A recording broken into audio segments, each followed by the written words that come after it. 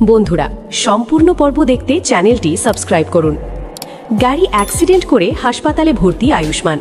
রাত গভীর, আইসিইউর দরজার বাইরে নিস্তব্ধতা, কিন্তু ভেতরে শুয়ে থাকা আয়ুষ্মান বারবার অস্পষ্ট কণ্ঠে একটাই নাম উচ্চারণ করছে, কুসুম কুসুম।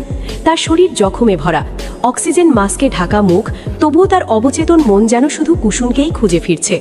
ডাক্তাররা অবাক হয়ে বলে, রোগী অচেতন অবস্থাতেও যার নাম নিচ্ছে সেই মানুষটাই তার বাঁচার সবচেয়ে বড় কারণ। এই কথাটা শুনে বাইরে দাঁড়িয়ে থাকা কুসুমের বুকটা কেঁপে ওঠে। কুসুম সারা রাত হাসপাতালের করিডোরে বসে থাকে। তার চোখে ঘুম নেই, মুখে একটাই প্রার্থনা, ছোট সাহেব ফিরে আসুন। মাঝে মাঝে সে চুপি চুপি আইসিইউর কাচের বাইরে দাঁড়িয়ে আয়ুষ্মানের দিকে তাকায় আর চোখের জল মুছে ফেলে। ঈশান দূর থেকে সব দেখে, কিন্তু তার ভেতরেও জমে থাকা রাগ আর কষ্ট তাকে শান্ত থাকতে দিচ্ছে না। অন্যদিকে গাঙ্গুলি বাড়িতে শোকের ছায়া। ইন্দ্রাণী গাঙ্গুলি খবর পেয়ে যেন বিশ্বাসই করতে পারছেন না।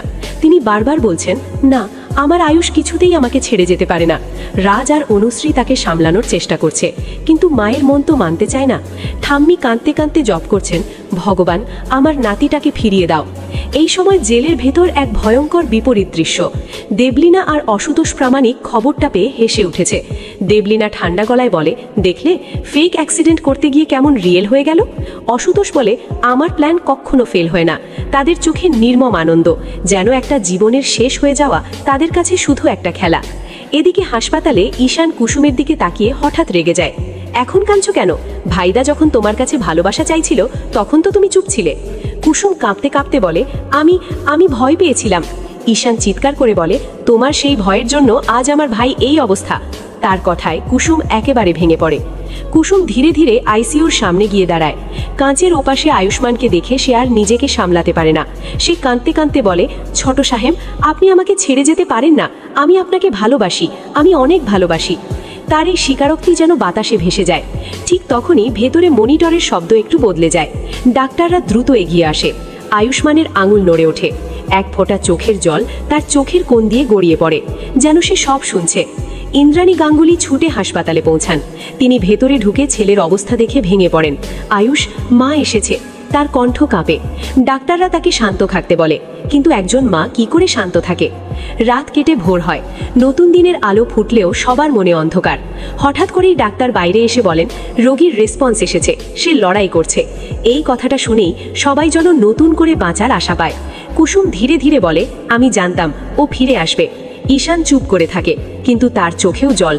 কিন্তু ঠিক তখনই পুলিশ আসে নতুন খবর নিয়ে। এটা কোনো সাধারণ দুর্ঘটনা নয়, ব্রেক নষ্ট করা হয়েছিল ইচ্ছাকৃতভাবে।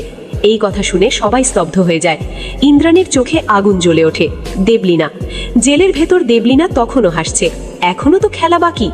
এই টান টান রহস্য, ভালোবাসা আর প্রতিশোধের মাঝেই পর্ব শেষ হয়।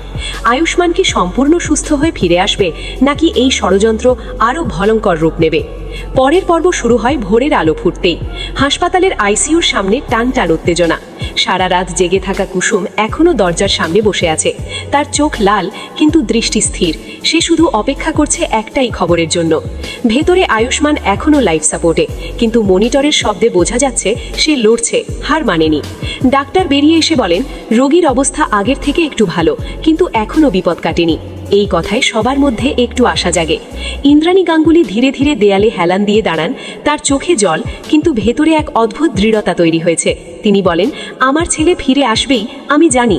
ঠিক তখনই পুলিশ অফিসার এসে জানান, ম্যাডাম, আমরা নিশ্চিত হয়েছি গাড়ির ব্রেক ইচ্ছাকৃতভাবে নষ্ট করা হয়েছিল। এটা পরিকল্পিত আক্রমণ। এই কথা শুনে ঈশান রেগে উঠে বলে, আমি জানতাম এটা দুর্ঘটনা না। কুসুম ভয়ে কেঁপে ওঠে। তার মুখে একটাই নাম, দেবলীনা।